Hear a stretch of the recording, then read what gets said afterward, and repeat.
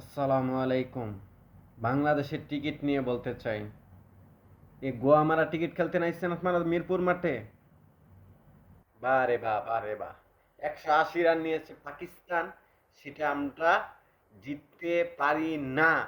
আমরা 100 রান করতে পারবো কিনা তাও সন্দেহ আছে, যাই দেখে আসেন কি পরিস্থিতি চলতেছে আমাদের টিকিট নিয়ে। আমরা চেতনা নিয়ে থাকি, এত চেতনা আসে কোত্থেকে তোমাদের?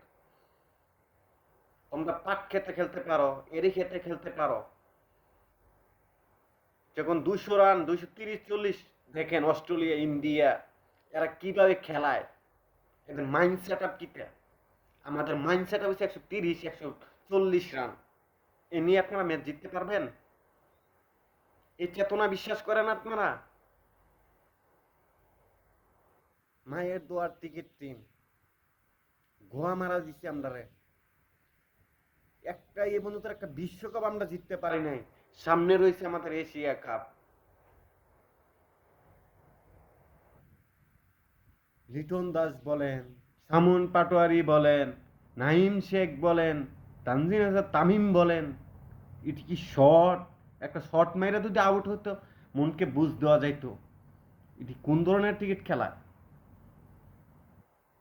How funny!